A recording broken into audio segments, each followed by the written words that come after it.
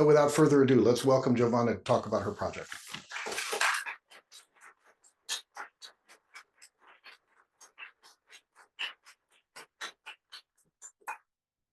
Okay, thank you, Roland, and thank you everyone for being here when it's so hot. I hope it's nice to be here in the cool air of the Humanities Center.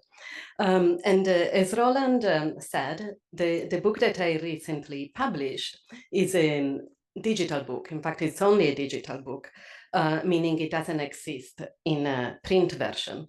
And it's a book that tries to open up new ways to understand 18th century travel to Italy by making use of computational methods. So it's an experiment in a scholarly content, an experiment in digital history, but it's also an experiment in form. It is published, as I've said already, only digitally. And I say this again because I still get questions by people who say, "But can I buy it? How do I get it?" And it's this strange thing. It's in open access. And in fact combines many dimensions, but you can't find it in in the flesh, in the paper. I did make, just for today, so that you have something to take away, a postcard. You're pleased, and you'll see it's meaningful for some of what I will be saying. So this book, in its online form, is a dynamic interface combining an interactive database and data visualizations that are themselves integrated with introductory chapters, scholars' essays, and the sections on how to bring these resources into the classroom. It's all open access, and also all the data is downloadable. You can do so either from the book itself or from the Stanford Digital Repository. So this is a digital humanities work, recognizable in multiple ways as such. And that is particularly meaningful for me to speak about it today with you at Stanford, because it is within one of Stanford's most distinct communities, CESTA, the Center for Special and Textual Analysis, that the book developed and came to fruition. And it is at CESTA that I had conversations now for many years across fields, specializations, interests, and experiences, spanning from different attitudes to data, to investigations of the politics of naming, how to extract space and time as concepts from text, how to work in non-Anglophone digital context, and many more. And it has been really a privilege to be part of the community, as well as now I have been the director for a few years. But it really, you'll see, and I'll come back to this at the end, how so much or everything that here comes from the work that's done at CESTA. But before I talk to you about the book, I want to turn to the first part. And this is, I put here this just to make the case again that it's only digital, but this also means that you can go to the websites and interact and read and share and take down what you want from it. But before I will come back to the book, I want to first turn to the first part of my title, which is about data, the public humanities, and their relationship. One story that is often told about digital humanities is that it is naturally close to public humanities. There are many features of digital humanities that distinguish it from, and for lack of better words, I'll say traditional humanities, that resonate with aspects of public humanities. And among these are its a collaborative ethos, the allure of working with data and the digital in an age that is increasingly dominated by data and the digital, the commitment to accessibility in digital humanities, the capacity to develop projects that are community-based and engage the public in novel ways. And I think these are all important points, and I can see why they lead people to also naturally link the digital humanities to the public humanities. But I would like to take the opportunity today to think beyond just these points and think more deeply, if possible, or raise new questions about this relationship between digital humanities and public humanities. Moreover, both the theme of data and that of public humanities have been the focus of renewed scrutiny. And these reflections actually have taken place at the very heart of the humanities and manifest as intensively humanistic in kind. If just over 10 years ago, talking about data in various humanities fields was a fringe position, or it could easily be suspect of crass quantifications, just between 2022 and 2024, and certainly also because of this increase in the data and also AI, which is based on larger data than even conceivable before, flagship journals across the disciplines in the humanities, from critical inquiry to HR and more, have hosted special issues on data. At the same time, there have been also so many new initiatives and new reflections about the public humanities. Just to stay here at Stanford, when I'm talking to you from, just think of the new seed grants and workshops out of the Dean's office, or the colloquy on Arcade dedicated to the future of the humanities. Roland kindly mentioned the one that came out of CESTE about data that divides us, but there is also an excellent one on the future of the humanities that includes various readings about public humanities. So when humanistic reflections takes place, it's often proudly very critical and turning questions into new questions or questioning the questions. And so a lot of this has happened also in these new conversations about public humanities. It has been pointed out how, in fact, maybe it's not such a new thing, but the term itself goes back at least to the very origins of the National Endowment of the Humanities. And others have also pointed out how there are traditions about public humanities in indigenous cultures and beyond that reach way before the establishment of the National Endowment of Humanities. And there is also been pointing out of a certain tension at the heart of how we understand public humanities.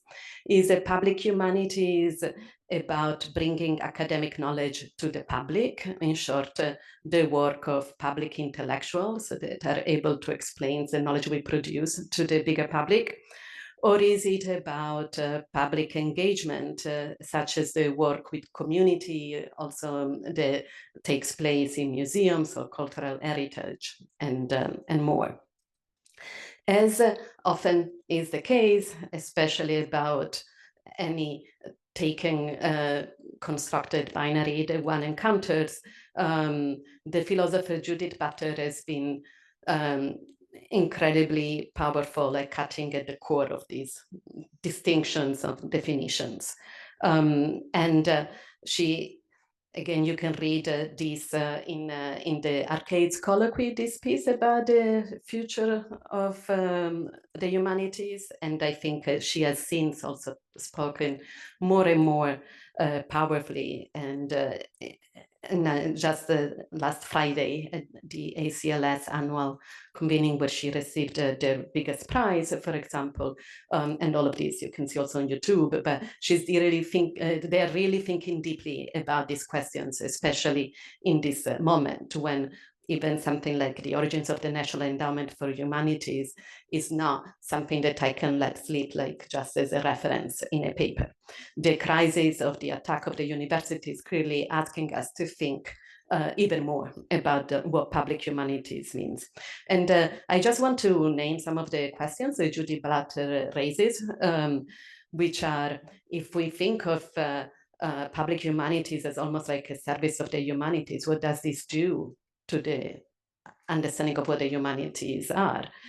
Is there ways that we can actually find a value in the humanities that might be unquantifiable, and that might be its value in itself? Are there ways in which the problem of thinking about public humanities in the singular, it's already limitations in our way of thinking about the questions, and also a provocation that I think it must be very welcomed from all of us is, don't we already have many publics even inside the university, our students, our colleagues, our staff, and would breaking down this essentially is the idea about the public, something out there, help us also to connect in different and new ways with outside of the academy.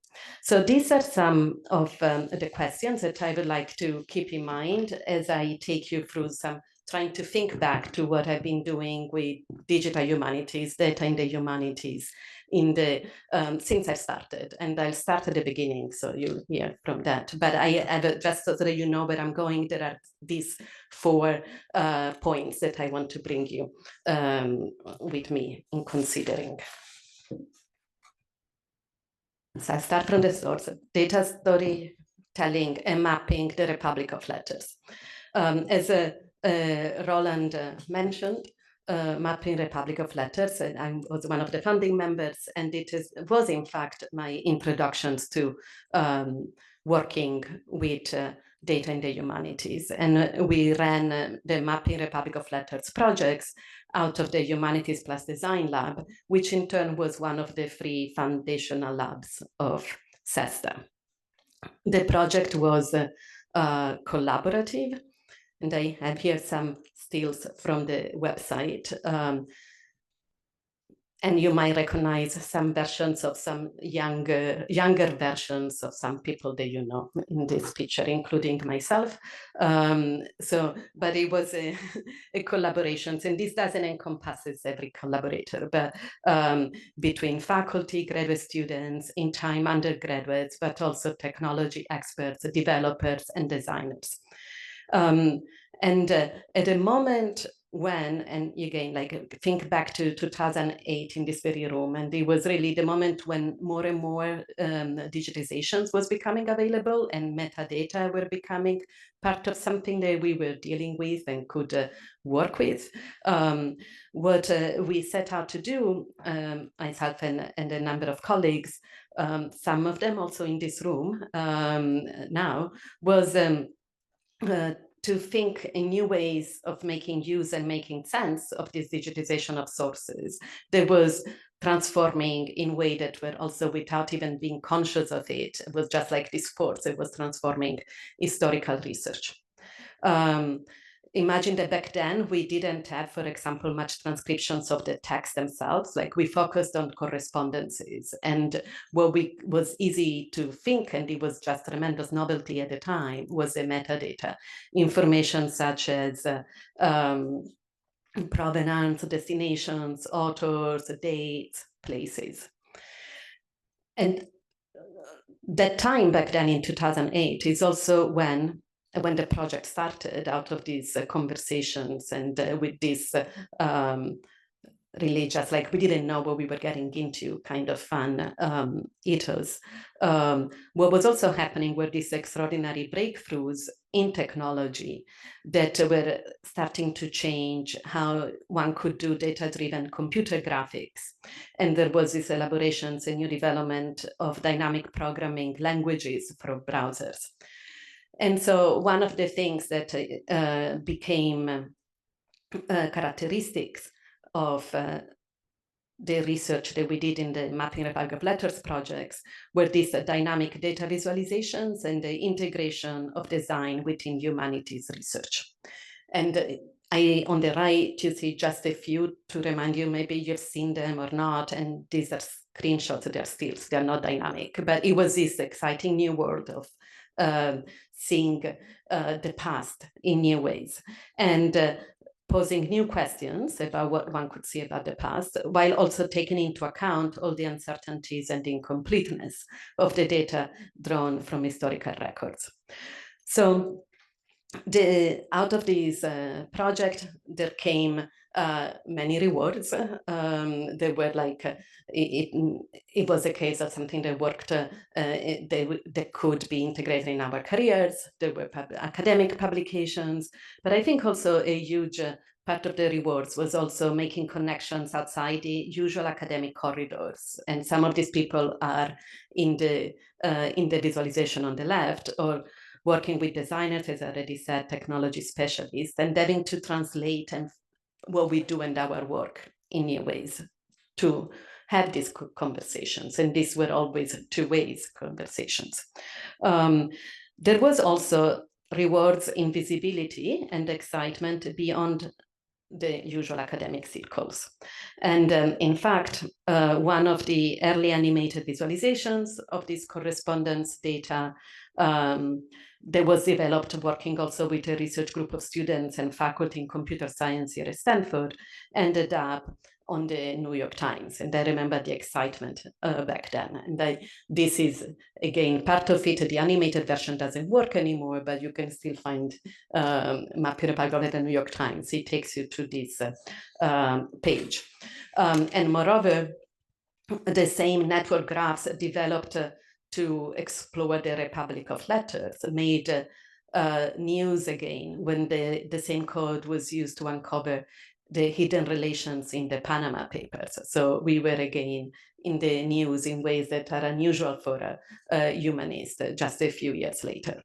And the direct link was, in fact, the creators of the program Linkurious, which was used for the analysis of the Panama Papers that otherwise were so hard to draw these connections and do these investigations of, developed the program, the code and the program started and began when they participated in a workshop hosted at CESTA for the Mapping Republic of Letters project. And in fact, it's recently also Jay Hamilton from this School of Communications here and the new Vice Provost for undergraduate education was just telling me how he always tells that storytelling in journalism really learned so much for the work that we did as humanists. So I am processing all of this as I recounted to you, but I also hear in my ear the questions by Butler and others that we should also try not to stop at humanities value in service of other fields, but can we find ways to be more specific about what it is that might be distinctively humanistic and not just as something that we offer? And Judy Butler quotes, for example, and like is also saying is very careful in not saying there should be no engagement, or she's not about purity and no engagement with the world outside of the humanities, but also not to sell out of ourselves short in some ways. And as an example of programs that carefully thinks about this, she brought the ACLSC Mellon Public Humanities Fellows that were placed in nonprofit precisely because of the humanistic skills and this empathy. So it's a very hard balance to strike, but one that it's true that we have to keep alive in. And so I think about this and I wish that the same kind of visibility and excitement could have been brought in news articles to another output of the Mapping Republic of Letters, which was Palladio, that still runs now out of Stanford, and is very, the longevity is quite striking for something that didn't get much updates. It's unlike it happens with many of the tools that are most of them behind the paywall that now do a lot of the things that Palladio set out to do. But he was really thinking about a tool for data visualizations that was calibrated on humanities needs. And just one is that you could have these maps that don't have all the modern political boundaries and like, while giving you easy access to a map that was planned, or that you could also adapt historical maps onto it. But it is true that this didn't make the New York Times in the same ways. And so these are questions that we have to keep asking. But meanwhile, and I want to play a video, like, you know, when I went to look for the mapping of letters in the New York Times, I was in and came across the 2010 New York Times. I was also so struck by how dated it already looks in so many ways. You know, we don't, and instead, just like last week, the New York Times had this incredible visualizations. I don't know if any of you have seen it, about data migrations using billions of data. So the New York Times has since developed an incredible design team that does things that we take much longer or don't even approximate in the academy still. And it's integrating the text and the visuals, and it's all based on billions of data drawn anonymized from Facebook. But it's incredibly compelling. I can just look at it on repeat and play with it. But I come back to this at the end, because if the question is like, what is it that we do instead still in the humanities and digital humanities with data? If we are not able to produce easily or quickly something as compelling as this animated data visualization from the recent last week in the New York Times. And this is where I want to turn finally to the book and tell you a little bit about the work done there. So my work on the books, on what we kept calling the book, that's a website, started from my interest in 18th century travel to Italy, and in particular the Grand Tour. This is an image that's always used to, kind of like iconic image of the Grand Tour.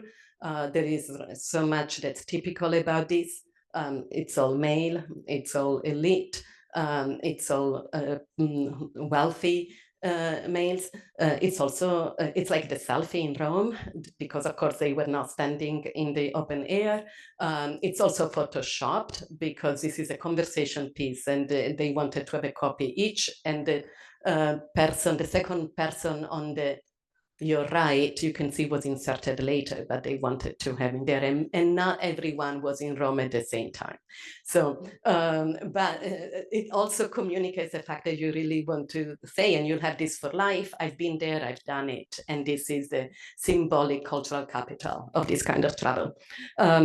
What I kept thinking and finding unsatisfactory about the story of the Grand Tour is that while we always say it's about thousands and thousands and tens of thousands of people, we end up focusing on the ones that are in the portraits, the ones that have left published account, by and large men. There are only, I think, 6 travel accounts in the century by women published, and only 4 published in the 18th century.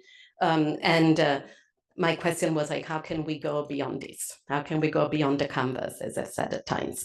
And this is where I turned to a book that existed already, that is this book, that the Dictionary of British and Irish Travelers in Italy, that I knew about and came out thanks to an extraordinary collaborative work of decades, led by Sir Bransey Ford and then by the Paul Mellon Centre British, which is a dictionary, a biographical dictionary of travelers. And it works as you imagine a biographical dictionary. They're ordered alphabetically, and there are all these different entries. And it has been a resource for scholars of the Grand Tour since it came out. The question, though, became, what happens in this context of this mapping republic of letters and SESTA new thinking? What happens if this is turned into a database? What new ways can you look at the past in this way? So it was a long process, and I'll make it short here, but because it took many, many years, not as long as it took to make the original source itself, because there was like 40 years, but 10 years. And basically this was done computationally by doing like having the text script, and then transforming this version of the text into data by combining regular expressions plus ad hoc script to isolate meaningful tokens from what to help us to begin with was a semi-structured syntax of the dictionary. And basically you teach the computer to read the text. So for example, you tell the computer whenever you see all capital letters, that's a last name, it's a person. And so the computer creates a new entry. And little by little, all this information becomes token, becomes data. So if you see the parentheses and 4 numbers, that's a date of birth. If there is a slash, a dash, and then another number, that's the date of death, and so on. And this is how the book, which is the dictionary, became the digital book that is at the core, the interactive database that is at the core of the digital book. This evolved with technology, and in fact, for example, a very important breakthrough when the new NLP toolkit was released from Stanford that could easily do name entity recognitions. We ran the script again and found everyone who is a person in the text. Of course, you have to reconcile, for example, Monviso is a mountain and not a person. Of course, there is a lot of correction and reconciliations. People might appear with different names. So there is a lot of human labor involved and data curation and expert kind of reflection. But on the other hand, we did get at the end of all of these more than 1,000 new people that counted as traveler and were not initially recognized with their own entry. So we could create 1,000. So from 4,800 travelers, we now have 6,007. So it's a significant difference, and a different type of travelers, and I'll come to it. So what does it mean to have, this is like a visualization that shows you all the different kind of data that we have for each traveler. And I should say here that I speak about data, but exactly, you and I, as an historian, and in particular, someone who is working with data about people and people's life, what is now becoming called digital prosopography, in fact. You could hear different stories about data from people that work with different kind of data. So if this shows you all the different types of possible data, there is not a single traveler in the 6,007 that has all these fields. It's very uneven what we know about different travelers. So this is the ideal traveler that doesn't exist. I think it would be a monster, in fact. I should try to put it together. What would be the traveler with all these different kind of like categories filled? What does an entry look like in the interactive database? We reproduced very carefully the center, the text from the dictionary, because to us is important also to understand the source of and where the data comes from. And then you have the 2 sides, the biographical and indexical data on the left, and on the right, the travel data. What also this means is that, and everything that you see in blue is actionable. So it means that, for example, the date of birth is 1782, if I remember right. I'm not looking at it now. But if you click on that, you will get everyone else who is born in that same year in the dictionary. So it's just a different way of reading this material. It's this book is a reference kind of text, organized alphabetically, and now you can do all different ways of reading across this material. In addition, there is also in one part of the book an interface where you can browse and query multiply. So you can go here, instead of going from one entry to another entry according to these different data points, here you can say, show me everyone who was in Pisa in this year and was a member of the Royal Society, or show me everyone who is a woman and was traveled in before 1750. And so it's a different way, again, to approach this, and very powerful, and in many ways, and lets you do things that you couldn't do before. We were also carefully noticing of what it is when you have such a tool, what it is that you lose also. Is there something in the print book that we actually lost. And this is not, we are not talking about, some of my most brilliant colleagues also work on incredible manuscripts and materials, and there is a lot of very interesting discussion about what you lose when you digitize the primary source. So this is a book from the 1990s, but what is it that it's lost? And it was very interesting to realize that the way that our database works is through giving you lists. You get a list after list, and you navigate from list to list. And lists are very powerful, but also have some limitations. Or just like it's one way to look at the world, not the only way. And one thing that I realized, and maybe it helped also that my daughter back then was still in elementary school, I think, and so doing the estimation jar game, like when you have to assess quantities, is that it was interesting to me that when somebody would hold this book in their hands, our kind of comfort with the book as an object would lead people to guess how many entries there were inside pretty consistently just by going through the pages. I think it's the kind of things that our brain does without even noticing by now. They immediately could see how some people have got much more information than others.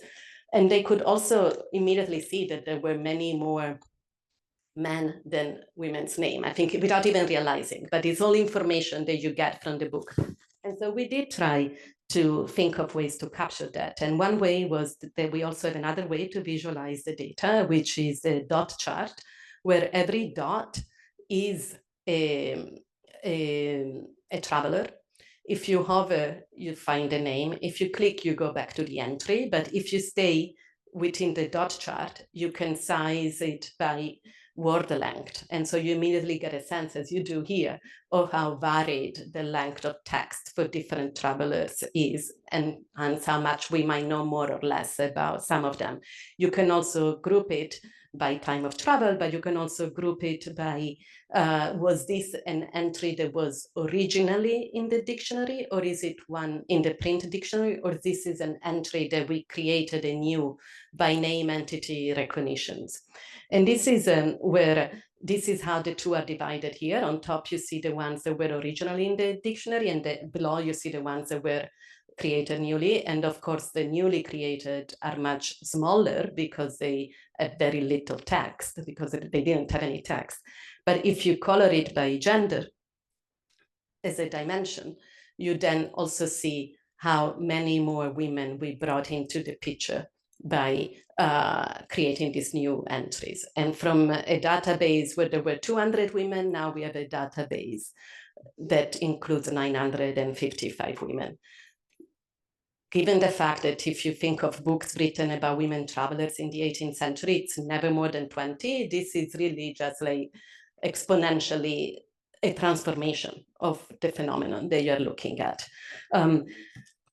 I made this point about the print and the paper and our thinking through, because this is also one of the things that I think we have we might not produce something like the New York Times did, these beautiful, mesmerizing visualizations in no time, and in these meetings in between classrooms and teachings and conversations and talks.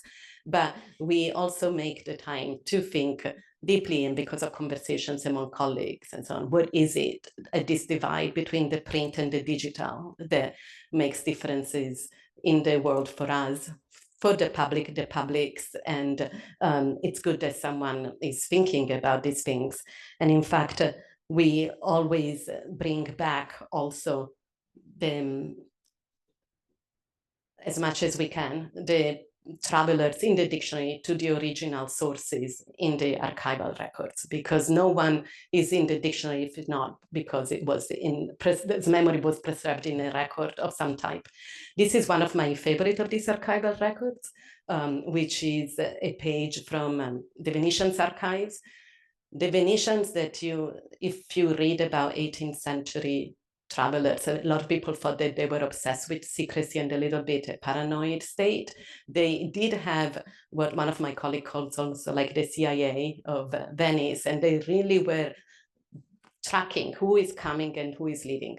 never fully successfully, as often the case, but they did. And so there is, in this archive, there is the hoteliers who were required to write down the people who had come and who had left. And so much of the data in the dictionary and therefore in the Grand Tour Explorer comes from this source. But I also want to point out that when I went to the archives, I realized that the person who had done the work for the Brinsley Ford, who then used it in the dictionary, and we in the Travelers, had done a little pencil mark, what you're not supposed to do in an archive, next to every British name. And this is how I know. So it's easy for me now, but definitely not best practice. And I don't know if there are archivists in this room, but and this was an archivist who did it. But and in fact, you see the first one is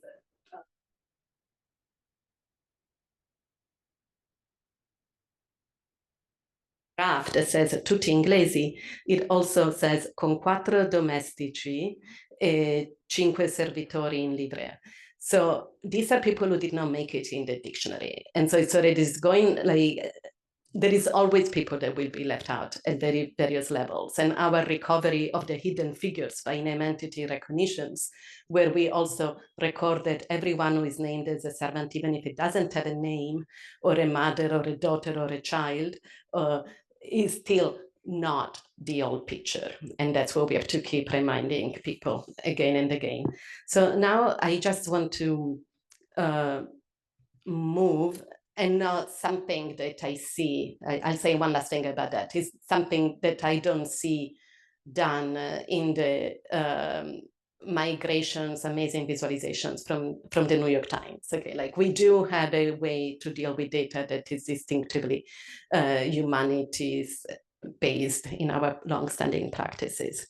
So I just want to tell you a little bit about what does, I mean, we put so much work in this tool and book, but the question is also, what can he tell us that's new or different? What can he do for the historical imagination? So I like to start with the picture that I showed you before, which is a typical Grand Tourist picture. And it's like, I love every end of every foot in this conversation piece, but also because I put it like confidently as a work of Catherine Reed, but he actually took 4 different identifications to attribute correctly to her.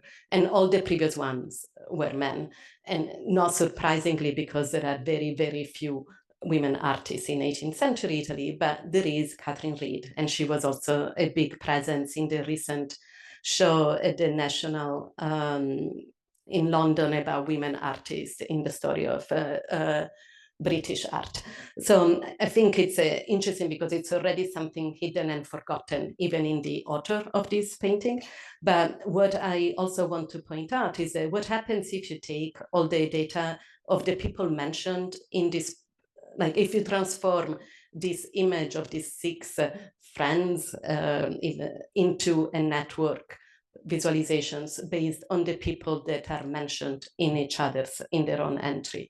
And this is what you get. And that's why I say that there is a meaning to the little takeaway, given that I don't have a book to give you, because that's what you get on the back of the postcard.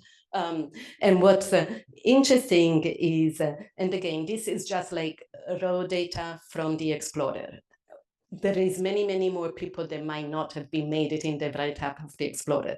But already you see that there are some sevens, that there are even women who make it into the pictures. There are Italians who make it into the pictures. And the most important connecting points is either diplomats or artists. So you already start to see a social world that's different from what you get just from the conversation piece of those 6 men talking to each other. So there is a lot, I believe, that one can do and say anew with this data. Very important, though, is how one uses the data, and starting with this careful realizations that we created. This is actually dynamic visualizations, but I don't know yet how to embed it into a picture. But if you go to the book, you'll see it moving, and again, it can be fun in itself. But what it serves is to communicate is that it's not that we don't have the same amount of data for everyone, but it's also it's not a continuum. It's not that there is this many travelers that we have all the data, and then for some people we have less and less. It's not, you cannot count on that kind of linear decrease of amount of data. And what you really need to count on is something that comes out of humanists working with data, which is what people like Claire Zalk, for example, who call themselves alternative quantifiers.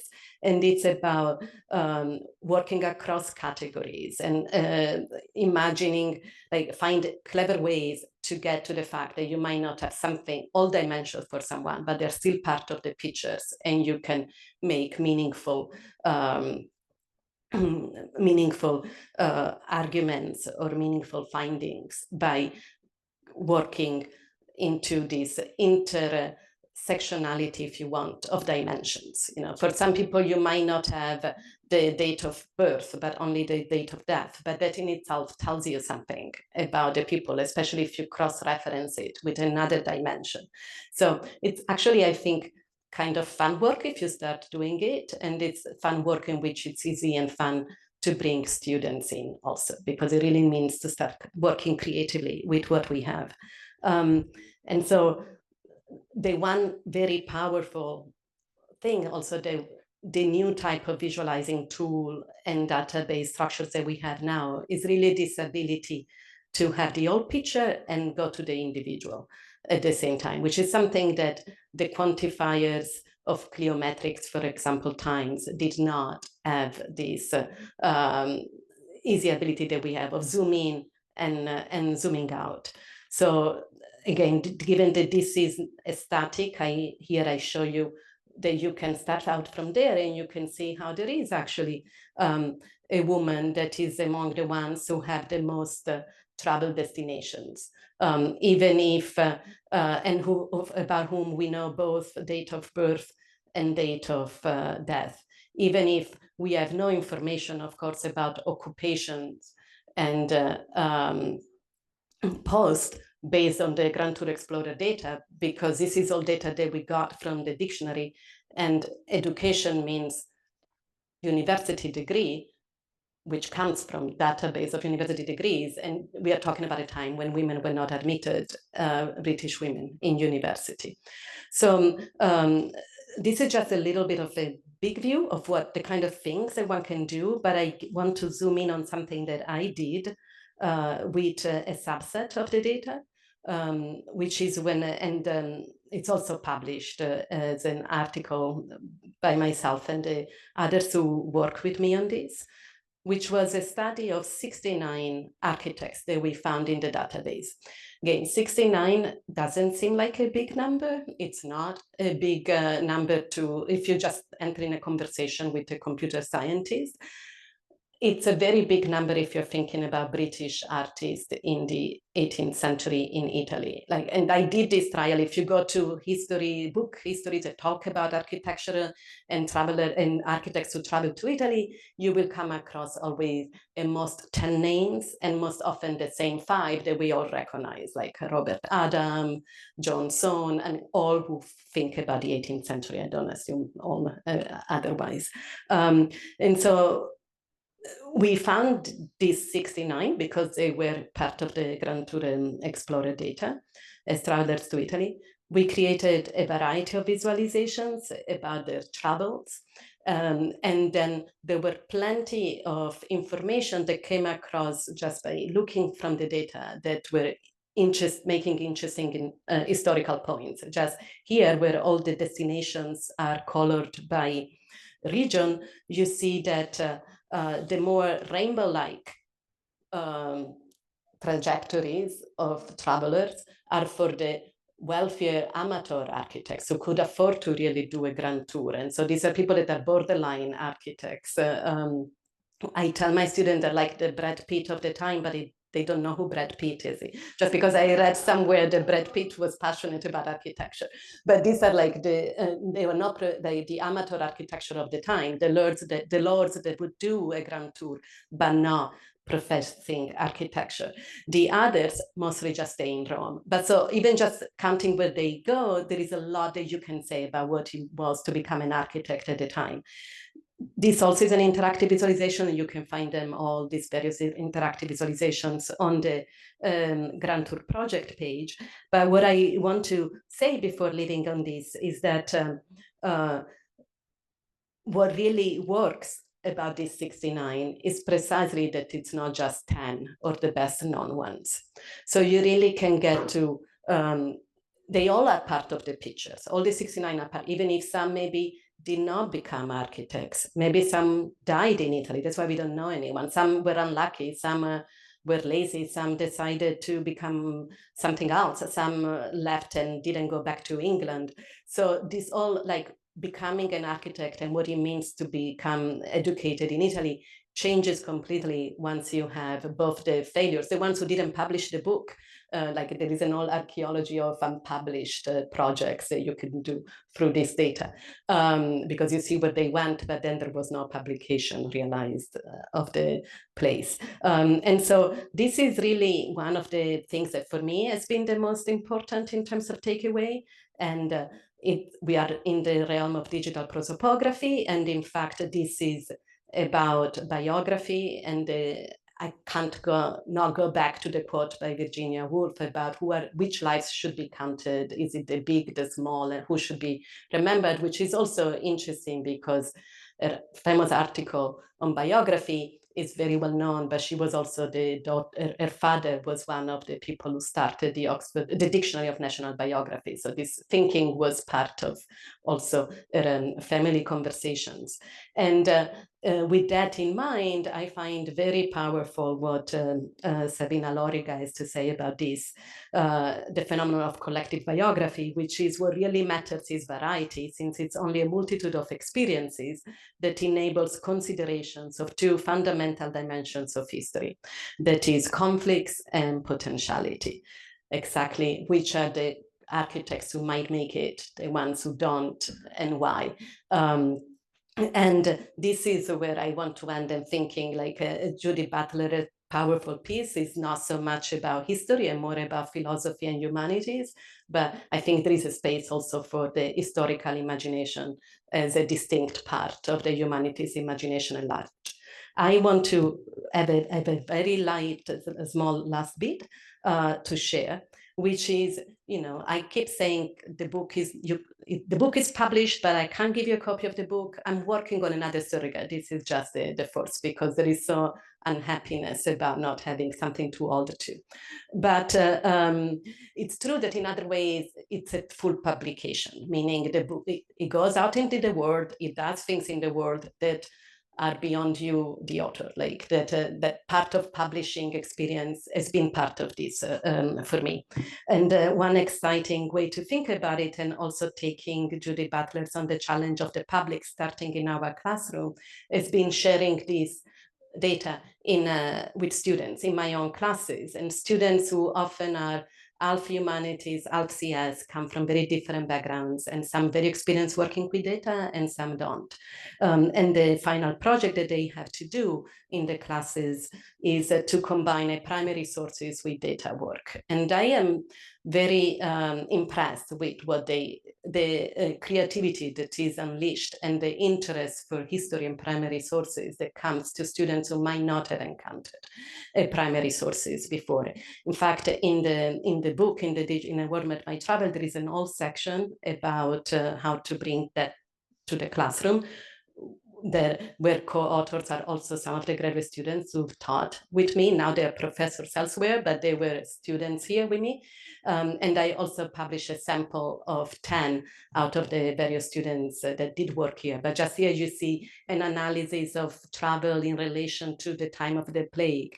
And this was an idea that the student had from the data, and then created all much more than you would expect in a quarter in a first year student. Or you see there also analysis of gender and terms used in the in the accounts, or also analysis of who does have more reference to classical texts, Piozzi, the first woman traveler publishing in her own name, or some of the contemporary male travelers. I taught the last time this class in Florence. I just got back a couple of weeks ago. I was so lucky to be in the Stanford Florence program. And it was different even for me, being an Italian and being back there and look at this material in Italy. I had a group of students who were not humanists at all and very new. In fact, they keep thinking that they did classics because I'm a professor of classics, and I mean let's not cut split hairs. So like, but you know, the course is also in classics, but they really did a lot with the data that was interesting. And I want to share an occasion of something that they did as a final project. And what the students did is that they got the old data set, which I always tell them, don't do that. You have to read and understand. Don't just like go into it. But they did, and they did two things. They did two models. One is works by showing on a map the trajectory of individual travelers, which is also something that you get in the Grand Tour Explorer at a single entry. There is an animated visualizations of travel. But the other thing that they did is this that I'm going to show you, is that basically they start, you click in any place and you start, and then you are told the most probable next stops. And so they even did for the in class, they even produced a version that was on repeat in a way, like, you know, you just like went on like randomly. So my first reaction to this was not so positive. You know, no, I was like, this is great work, but I started telling them, but you know, the data is complex, it's uneven. I did so much thinking about not doing lines because we, of course, know that there is no straight line. It's not a Ryanair travel map. And there is also missing data. Maybe it's not that someone went from Rome to Venice. They must have gone most likely through somewhere else. And this is something that I always do and I can do. But then I also started thinking more about this, and I actually had to come back with them and in the discussion and say, you know, but there is something that you're showing here in this, not the one where you attempt to show the actual travels, but in this probabilistic model, which is very interesting, which is the fact that, you know, there is as humanists, we like to define and redefine, and the definition of what is the Grand Tour is an ongoing historical open question in many ways.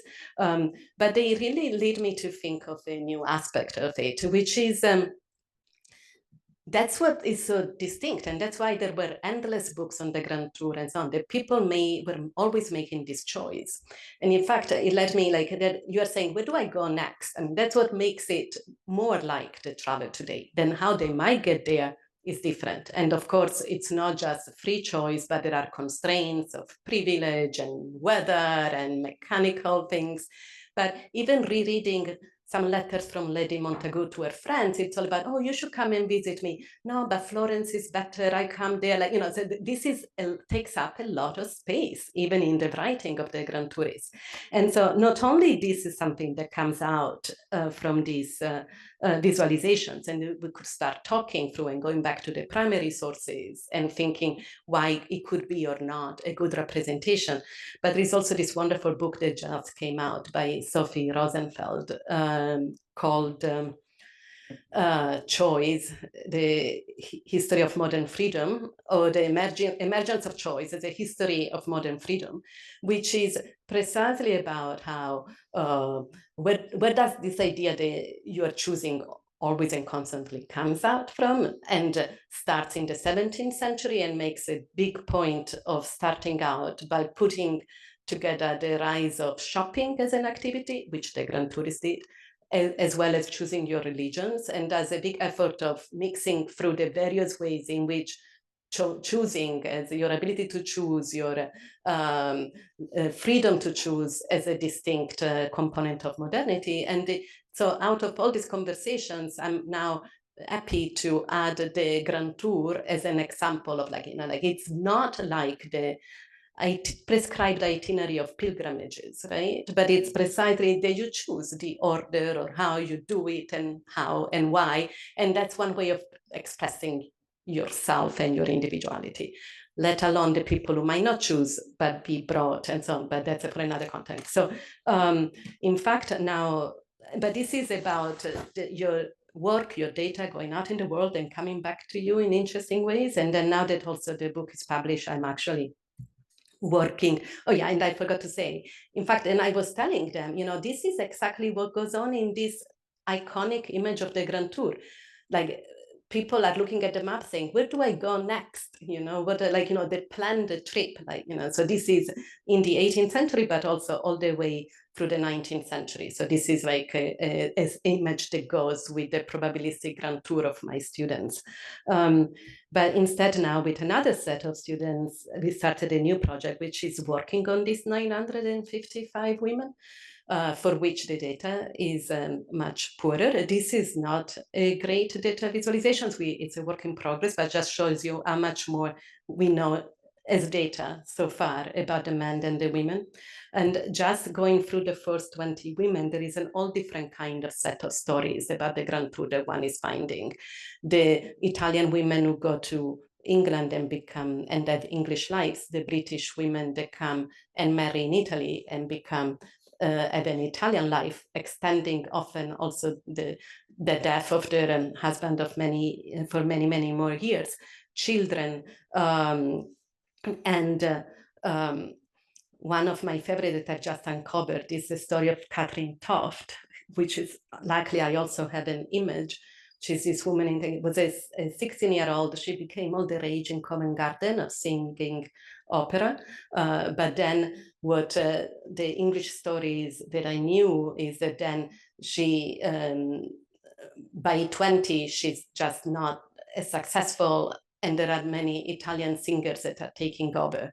I didn't know that what she did is to go to Venice, perform in Venice, marry the British ambassador in Venice, and have an Italian life for the rest of her life. I don't know if she went back home or not, but it's all these other different stories of this world of mobility that comes out.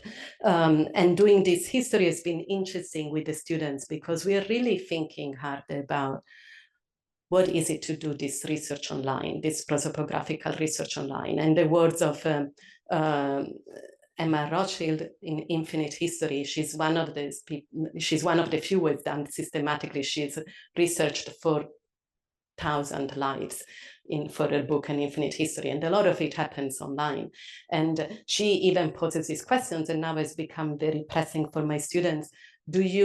We say that we touch a life when we find it in the archive, and there is this moment of excitement for an historian. What happens when you find one online, and how do we take stock of that? How do we think through that? So with this is the end of my talk, but I have a new visualization that I made thinking coming with, I made with Nicole Coleman and with Eran. They helped me in the last 2 days thinking of all the people who work with me on this project. And it really shows you how CESTA is a place where there is different specializations, different multi-institutional collaborations, people from different kind of parts of campus, of different type of stage of careers.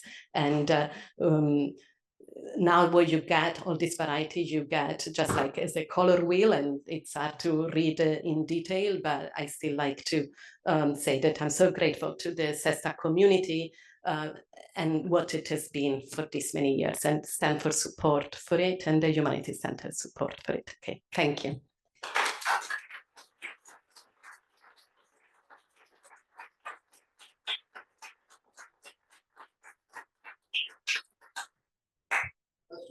Questions, I take questions.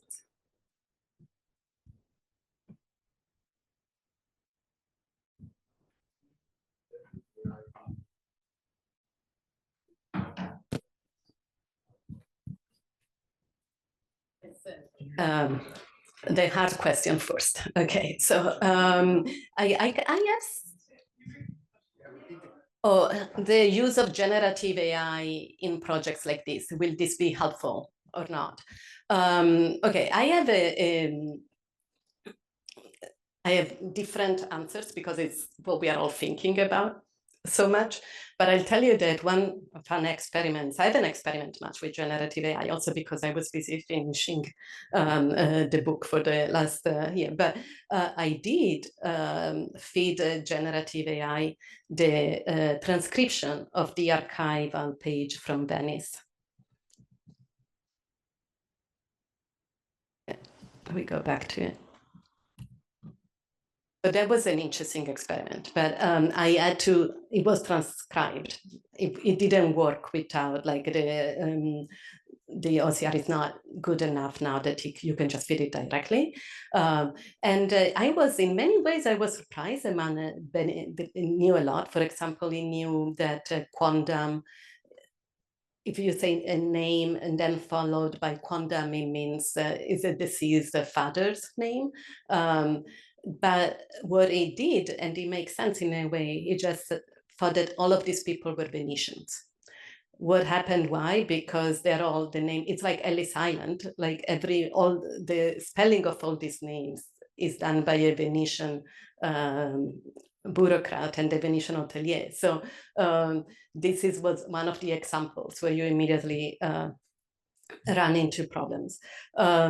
So what I would like to do, and I really can't wait to do, is that with something that in a way it's easier, like the old dictionary, it took us so long to come up with a data structure for all of these, or figure out how to do it. What would, and this is not manuscript, and so if I were to, how would it work to do, could the AI, if I give the text of the dictionary, go through all these steps of programming, and what would that process look like that we took many years to do? In the like, as there is also a new article in the New Yorker Justice Week about the use of AI and history and how it's getting better and better. I do find that when we are dealing, particularly with archival sources, there is no way yet that AI can be there. I would like to see, and we are working, and we did, and I had colleagues in this room as well, part of this, we did put together a proposal for trying to create an AI that would be able to read sources the way we do, like, or that it would be easy to kind of modify. And for example, if I'm like adding this, could I explain clearly, like, no, this is going to be, it doesn't mean that it's Venetians. And in fact, it's a silly mistake because it just tells you next, it says that these are Inglesi, these are, so we're still in this mode. But I don't see how we could help them much with the Women Project as well, because these are precisely people that there is very little known about. And so if anything, the worry is that what happens to the people that you know so little about, which have been at the core of my work. Beginning of an answer.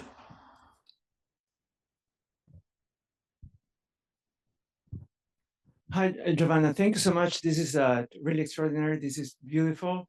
And my question is like a little bit like looking back and forth, like from travel, you get to data, but I wonder to what extent also data doesn't get you to travel. Like and I'm thinking of the painting of the six people that were, six gentlemen that were not there in a landscape that probably didn't exist exactly as it's painted, probably generated millions of people in the future to travel there. And in a sense, this touches the last image you presented, where if someone is here, where is the next place they are likely to go? So my question is like, basically, once you have the data about travel, how is that data going to create more travel, or how does that project into the future? And so. The six were there. They were not there at the same time. Exactly, yes. So that's, yes. but that is, so in a sense, that is not, that image is not real data, right? So that image is a creation, but that still inspired millions of people to do their own grand tour.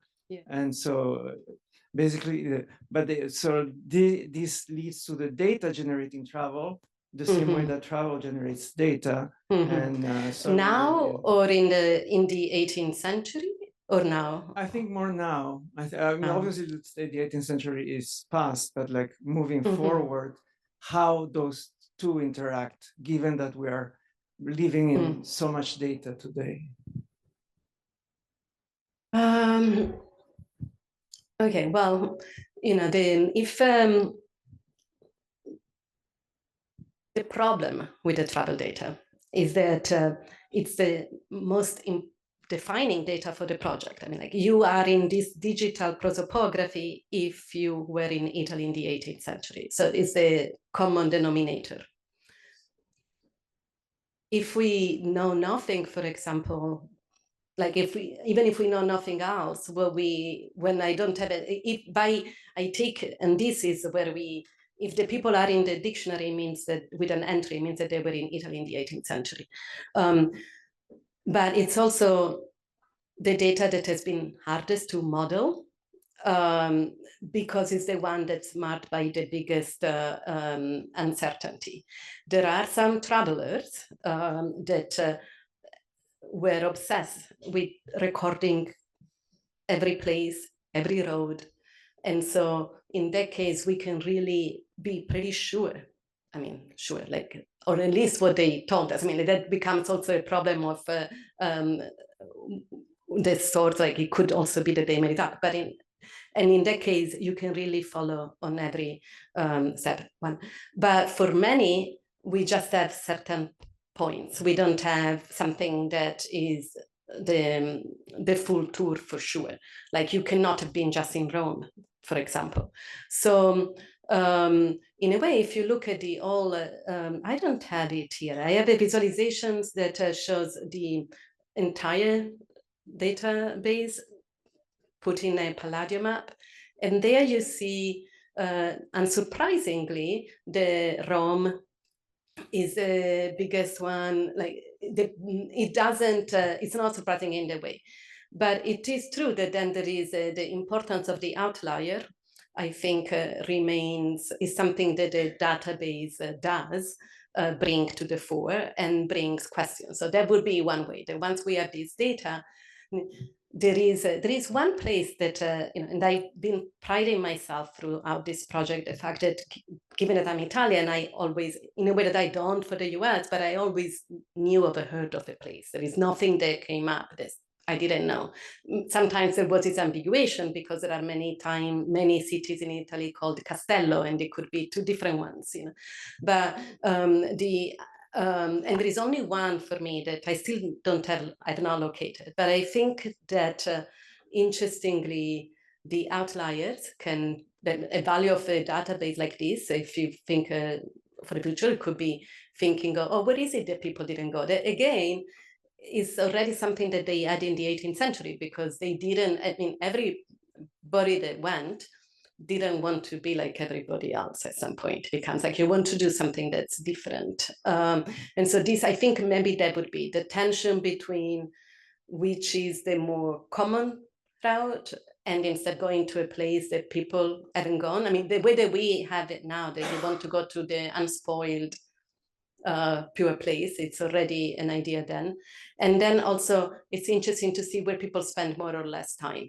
I think that, so you add to travel the time dimension, and that can lead you to surprising insights. And then you say, but wait, why this kind of person? Like, there is a reason that this person spends more time.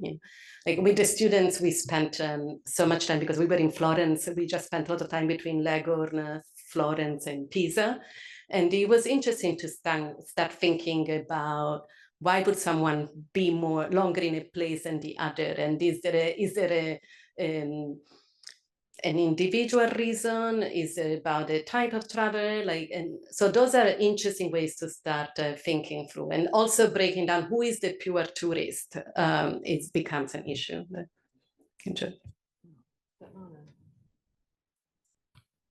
I do the oh, I think you had your hand first. Yeah. Yes. I have a few questions. So the process you followed, right? Like this was specific to Italy, and you had like a dictionary of travelers. Have you like thought about how this could be translated into other regions of the world, like say other countries and other communities, and how like immigration happens, for instance, or tourism happens across the world? That's one. And the other thing, like you spoke about like how you digitized, how your team digitized the data from the dictionary. How much of like effort was it to like manually inspect like what got transferred and what like got left out, or was misinterpreted, for instance, in certain cases? So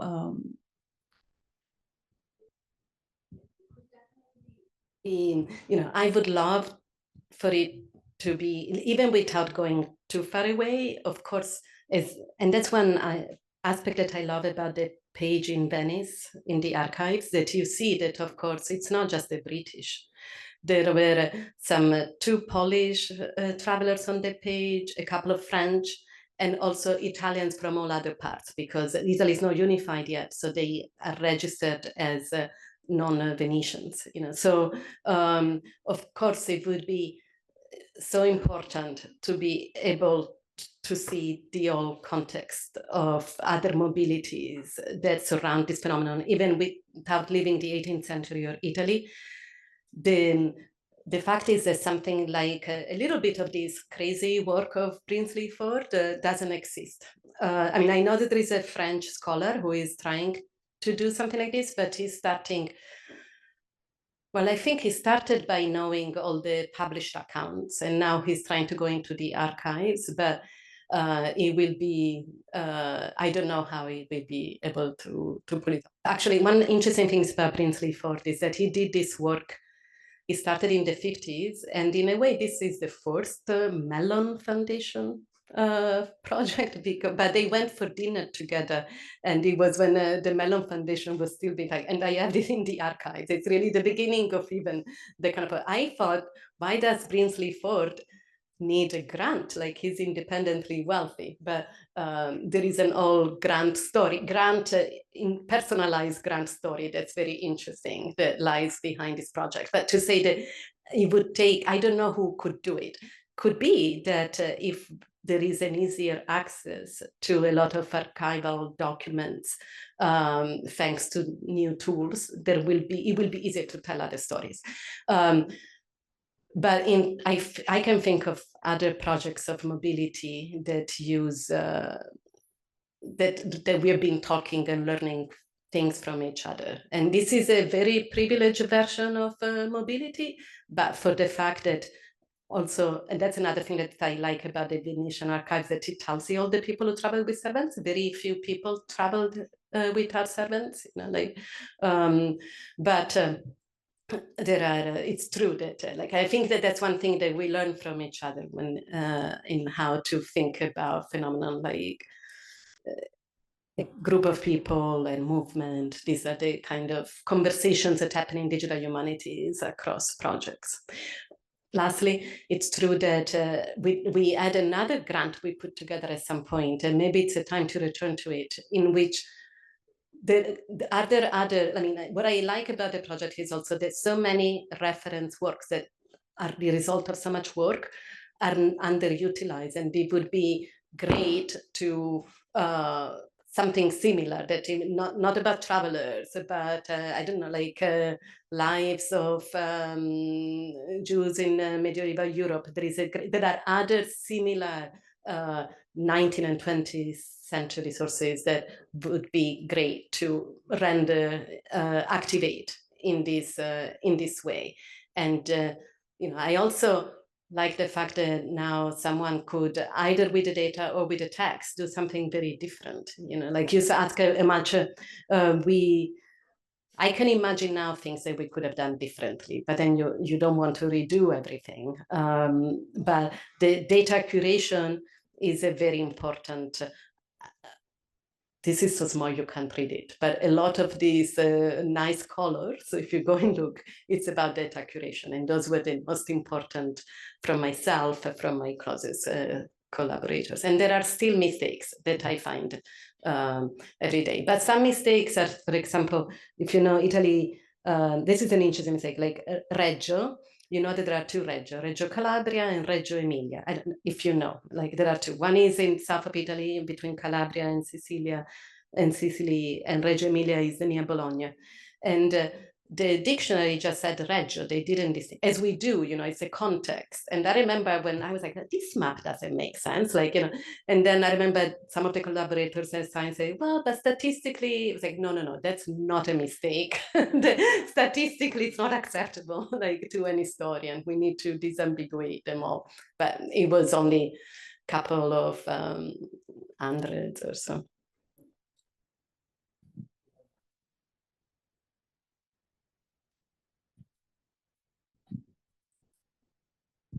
Thank you. This is terrific. So I should explain who I am and why I'm asking this question. So I'm Joy Connelly, president of the ACLS, and we're always trying to raise money to fund more digital, scholars working in digital humanities, offer more fellowships and grants. And I will be really candid and say that we run into trouble with foundations because some philanthropists believe, and they have good reason to say this, it's not just their belief, that the reward system for faculty in American colleges and universities doesn't adequately reward and recognize born digital work. And I noticed how many times you said, I have no book to hold up. And we hear this all the time, that people are told that they can't come up for tenure with digital projects, that they won't get promoted with digital projects, that they won't get hired in the first instance if they do born digital dissertations. So I'm wondering about, and this then reverberates, because then the funders hear this and they say, well, we don't want to fund work that's like antithetical to the goals of institutions, or that's funding people who then drop off a cliff because no one will hire or promote them. So could you say a little bit about the state of this and your own sense of how it's evolved? What CESTA has done. What can I go back in good faith to some funders and say it's really changing? And what evidence can I point to show that this born digital work is becoming more? And I guess I want to say not just acceptable as digital humanities, because what funders are looking for is integration of digital work. Yeah. Okay. Well, I can say that in my case, this book that I can't hold and so on, and it was counted as Stanford for promotion. So but this was facilitated by a number of things, which is a primary is the fact that the book is published by Stanford University Press, which has funded, thanks to Mellon funding, had this big initiative in creating this new way of publishing digitally with an ISBN, peer review, all the elements that one recognizes as that they make a book. So I don't know if it would have worked otherwise. And the program is now, I don't think it was an experiment, is not running now. But I know of more such works coming through, and they will be printed. I think one from MIT, like we had Lauren Klein giving this great talk 2 weeks ago, which also is about, it's not just open access, but this interactivity element, dynamic element. I will say, looking back now, one thing that I feel confident that was positive about this work is for many of the graduate students who contributed. But they, because it's a strange place that they find themselves, because on the other hand, so many jobs want you to demonstrate that you it's on the job market, the digital humanities is a plus, right? So maybe for now, like this is, I don't know if it's the right answer, but I'm happy I see that they could be part of these projects. They could be co-author on these projects and co-authors also when we publish on AHR. And this did a lot for their own career, but they also proceeded. I could hold that part for them. And what I've seen otherwise, while they also had a traditional dissertation, but the fact that they could have both was clearly a plus. I don't know what other ways of, I mean, I think that this Stanford University Press incredible experiment. I mean, like the whole series is so compelling of the works that they have done. It's really interesting and transcending, and they did a lot of thinking about also long-term preservations and the state of the art in that way. That is concluded now, but I think it's a seed for the future. But so I think it's different from graduate students and faculty, but I also know that there are other people in the room. I think like Richard, for your students collaborate. So that's where the collaboration is very important. And it could be something where the faculty should carry a different kind of load in the sense, like enable students to do this additional work by maintaining another profile as well. At CESTA, we do that in a number of ways through various programs for graduate students. But